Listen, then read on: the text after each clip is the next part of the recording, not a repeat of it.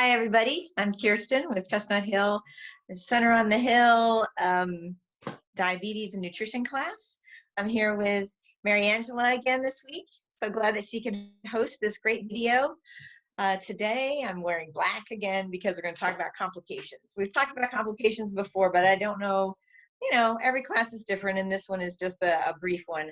And also some recent information about how COVID works.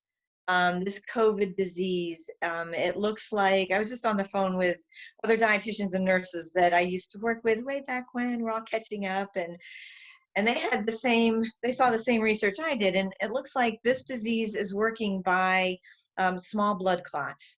So these blood clots really affect the microscopic airbags in our lungs. That's why the lung is having such problem. People who have the very bad, they're talking about their lungs burning and hurting. And this is not like extra phlegm. This is like a disease, and that oxygen we just can't get that exchange because of the blood clots and not being able to take the oxygen through. They're also having trouble with strokes and heart attacks in people in their 30s and 40s and 50s. It's much younger. And that is, again, about blood clots blocking capillaries and causing problems. And the same thing with our kidneys. Our kidneys are microscopic filters, and when the blood clots plug up those little filters, we end up with kidney disease. So this COVID-19 disease seems to be a lot like diabetes. So when we're talking about your pancreas is having trouble and not giving enough insulin, so then we end up with maybe not blood clots, but more sugar is blocking the capillaries. So we will have peripheral damage, nerve damage, that can affect our fingertips and our feet, and painful neuropathy. It can also cause vision problems. The little capillaries in our eyes are blocked. And this one patient, she loved her grape soda. So she said, I love it so much, I only go blind for about a half an hour. I think I probably already told you this. Like, I don't know if you need to drink. Well, I said, have it with a meal so that your blood sugar doesn't spike. That is the key. We want to keep our blood sugar within a range between 80 and 140 before a meal, and keep it under 180 2 hours after a meal. Don't go checking your sugar an hour after your meal. It will be over 200, and don't freak out. That is normal. We want to wait 2 hours after you started your first meal. Now, in Paris, that would be you start your meal and 2 hours later you finish your meal. But here in the United States, we're finished in about 10 minutes. So try to eat more slowly, enjoy your food. It lets your body digest it more slowly, so then you don't get this rapid, fast food rush of all these calories and carbohydrates rushing into your blood. So yeah, eat more slowly. But the way this happens is that there is reduced blood flow because the capillaries are blocked. And if you were to get a cut, then bacteria comes. Your blood has extra sugar in it. That just makes bacteria thrive. White blood cells come to get that bacteria. No, you don't have enough blood flow to get the bacteria into the cut. So you end up with that infection is much worse than way back when, your sugar was not elevated. So trying to keep our blood sugars, again, in the normal range. This is for people who don't have diabetes. They are basically, their sugars range from, I told you I wore a CGM, and no joke, my sugars would run from about 65 to 190. Okay, so that is normal blood sugar. And at 65, I was just watching TV after dinner, and I felt perfectly fine. I could have gone for a walk. I wasn't ready to pass out. So these are just, ranges, and the more that we keep our blood sugar lower, the better. I have another patient who is in their 200s and 300s, and they're so excited when they get down to 199. Doctors fixing their medicine. Their diet is decent, but they just, maybe it's the volume of food. We don't know what the cause is, other than we need to get their blood sugars back into the 180s or less range. And again, this is so that we don't get infections, so that our body organs work well, and all kinds of things. So right now, people are not so. We're going towards more continuous glucose monitors, making sure that our blood sugars are, they call it target range, and keeping your blood sugar 70% of your days You know, if you look over 3 months and if 70% of your time is in the target range, hallelujah, you're doing great. This is if you don't have diabetes, you're not going to have the complications.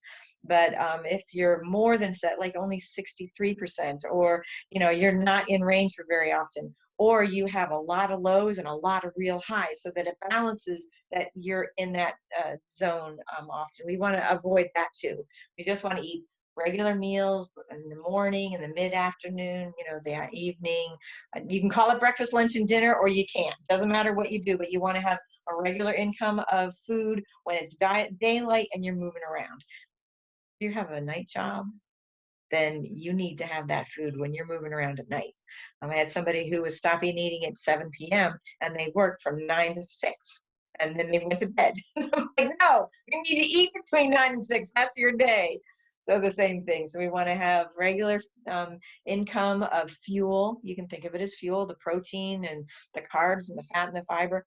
Have that for breakfast, lunch, and dinner, or, you know, 3 meals while you're awake and moving around.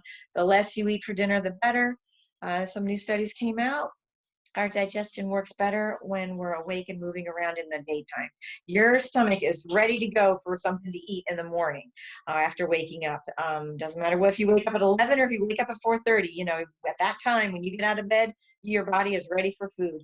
It's ready for food in the middle of the day. You know, you've been 4 or 6 hours since you had your breakfast. It's still daylight. You're still moving around. Great digestion. I have a lot of people with GI issues. They're eating hardly anything during the day, huge dinners at night. You know, they're catching up for the day, all kinds of stomach problems, whether it's, you know, constipation or GERD or nausea or just stomach aches or just burping, just uncomfortable. So if we can have more food in the morning and the night, that keeps a nice even blood sugar during the day. Then we won't have those high blood sugars at night. Our bodies cannot take a lot of carbs at night. It makes our blood sugar go up after dinner and then stays high all night long. If we can get our blood sugar back down into, well, maybe not the 60s, that's a little bit low, but, you know, into the 80s and 90s, 120, something like that when we go to bed, then we should be in good shape. And like I said, complications from COVID-19 because of the blood clotting, or from diabetes where the sugar is blocking our capillaries. These are 2 things that we want to avoid. And the best thing is, you know, having regular meals, plenty of fluids, 6 to 8 to, you know, 9, 10 cups of water a day. That is great, whether it's coffee or herbal tea, seltzer water, anything that doesn't have the artificial sweeteners in it. That really helps our gut biome, which is a whole other topic. So with circulation and with complications, the best thing, move around, have plenty to drink, and keep your blood sugar in normal range, and you should be nice and healthy way into your hopefully 90s and 100, right? Yeah, that's the goal, right? That's the goal. Nice long life. Yeah. So when we talk complications, I mean, I'm not particularly clear on what exactly is a complication. I mean, you talked about you can get some numbness, some tingling, some blindness. Are there like bigger picture complications? Yeah, there is the neuropathy on the outside, and then there's the interior ones. The gastroparesis is a big one I see a lot, where people will have a lunch and then 4 hours later that lunch is still in their stomach. So we don't want to eat too much. Like I said, in the United States we eat like 10-15 minutes. In France they eat over 2 hours. 2 hours is a bit much, but, you know, eat slower so that the food can move from your stomach into your intestines, not be jammed up. If you know, have smaller meals, lots of fluids, break your lunch into half. But so the complications, that's gastroparesis. Some other ones, heart disease, the capillaries block the blood getting to the heart. So you have a weak heart. It also, with diabetes, you end up with higher LDL cholesterol because your blood flow is less, and you get some atherosclerosis. So basically congestive heart failure. Bad news, I know. So heart disease, kidney disease, again, microscopic, filtering, it's blocked with all that sugar. It's tricky. There are new medications to make you pee out more of the sugar, and you have to have a lot of liquids with this medication because you don't want to get extra things stuck in there. You don't want to have thick blood. You want to have thin, and just be able to pee out all that sugar. So the major organs are the heart and all the veins, the arteries, the vascular system, the kidneys. Of course, we don't want to have strokes. That is, again, where there's reduced blood flow. And so strokes happen and heart attacks. Oh my goodness, it's terrible. Blindness, kidney disease. Okay, I think I covered them all. Not so much liver disease. Interesting. So Oh, I see the combination of watching your blood sugar and getting exercise, if you're eating healthy and your blood sugar is in a good range and you're exercising, that's going to work together in tandem to keep everything flowing and not backing up. Am I understanding that exactly. right? Exactly. And it is the same. Well, with COVID, you also have the viral infection come on top of that. So, but if we can keep active, many of the younger people who were on ventilators from COVID, working on papers, studying, being very sedentary. So moving around, drinking plenty of liquids, that's good for both diabetes and COVID and for all of us. So something to think about. Great. That's This awesome. is a bummer class. I mean, Come that's back next okay. time. We're going to talk about salads for the Memorial Day in the summer and all that kind of thing. Oh, that's good. Yeah. And I mean, this is important information to have, I mean, a lot of times we hear, eat healthy, keep your blood sugar good, but we don't really understand why. It's like doctor says why. Well, this is why. Those are a lot of potential complications. So that's important information. Thank you. I was just had a training class just before this, and one of the questions was, okay, so we need to check 4 times a day, and they said, why? And I said, because you need to know what you're doing, and you wake up in the morning and you see how their blood sugar is. And if it's high in the morning, they're not going to have a lot of carbs with their breakfast. And maybe we're going to get them into PT, their physical therapy class, give them lots of fluids. Same thing if their blood sugar was good in the morning, but then maybe just before lunch it's high. Okay, so if there's going to be some special activity in the afternoon, we're not going to have any carbs with lunch, so that way they can have the cheese and crackers or the cake or ice cream sundaes or things. And same thing with the nighttime after dinner before they go to bed. If they're going to bed and their blood sugar is 250, we got to do something about that. So we're checking it 4 times or however many times, because we want to make sure that we can get that blood sugar within range the most of the day. Oh. That makes sense. Well, great. Well, thank you, Kirsten. We look forward to meeting with you next week when we'll talk about some recipes for the summer. That will be very exciting. So I like it. thank you again for being with us. We appreciate it. Thanks. See you next week.